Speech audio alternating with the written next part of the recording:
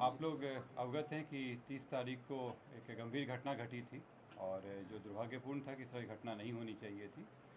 इस घटना में जो तारतर गांव है उसके समीप में दो पक्षों जो वहाँ प्रत्याशी थे वो उन दोनों के काफिला आ रहा था और उन दोनों के बीच पक्षों में झड़प हुई और झड़प में पथराव हुआ, लोग घायल हुए और उसके बाद एक शव बरामद हुआ।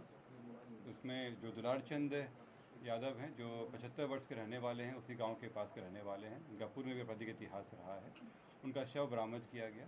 उसके बाद वहाँ पे दोनों पक्षों के द्वारा कांड दर्ज कराया गया।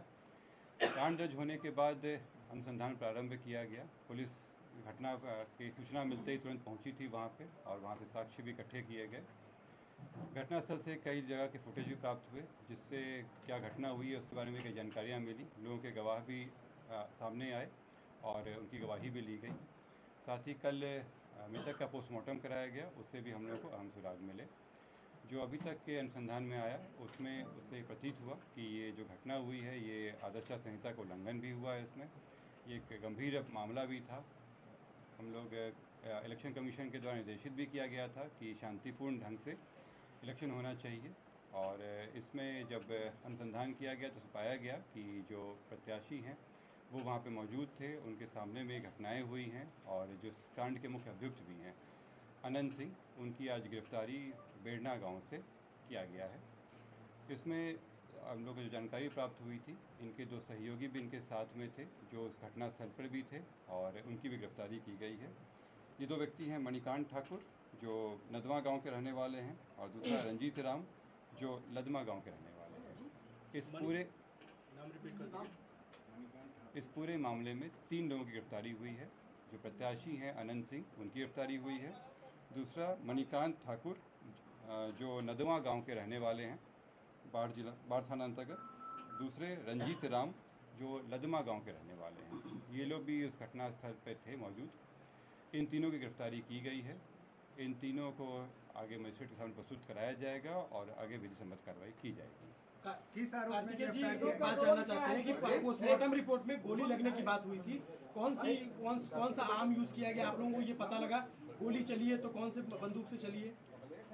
इसमें जो पोस्टमार्टम रिपोर्ट आया है उस रिपोर्ट में दिया गया है कि उनके जो मृत्यु का कारण बताया गया है उसमें बताया गया है कि जो शॉक लगा है उनको हार्ड और ब्लंट सब्सटेंस के साथ जो उनके हृदय और फेफड़ों में जो चोट आई है।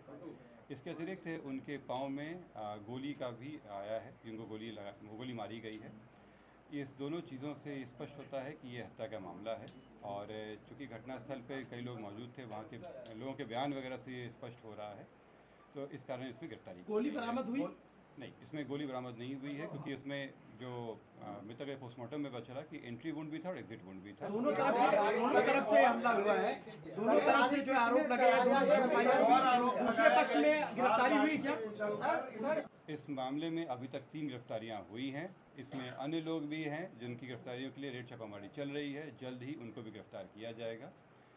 इसमें अनुसंधान सीआईडी के द्वारा भी शुरू किया गया है। सीआईडी की एक टीम भी बनाई गई है जो इस पूरे मामले पे अनुसंधान साथ में करते रहेगी और हम लोगों को सहयोग भी देगी। जो अग्रतर अनुसंधान में आएगा उससे भी आप लोग को अवगत कराया जाएगा।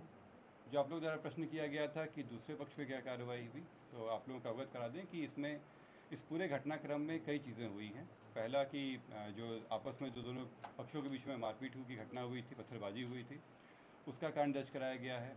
पुलिस को जब जानकारी मिली थी कि इस तरह की चीज़ें हो रही हैं, उसका भी केस दर्ज कराया गया। इसके अतिरिक्त जो गाड़ियों का काफिला था उस आदर्श आचार संहिता का उल्लंघन था, उसका भी कांड दर्ज कराया गया है। कल जब पोस्टमार्टम के लिए ले जाया जा रहा था तो वहाँ पे भी कुछ शरारती तत्वों के द्वारा पुलिस के साथ भिड़ंत हुई थी, उसका भी कांड दर्ज कराया गया है। इन सभी कांडों में कल रात में कई जगहों पर रेड छापामारी करके कई लोगों को गिरफ्तार किया गया। इसमें दोनों पक्ष के लोग शामिल हैं।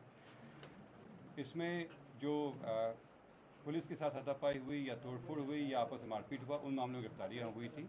ये हत्या के मामले में आज ये गिरफ्तारी 3 हुई है। सरेंडर किया है सर या गिरफ्तारी हुई? कहां से गिरफ्तारी? जैसे मैंने स्पष्ट कहा है कि ये 3 गिरफ्तारी हुई है, इससे स्पष्ट है कि सरेंडर नहीं है, गिरफ्तारी है। और ये बेड़ना गांव जो बाढ़ के अंतर्गत आता है, वहां से गिरफ्तारी की गई।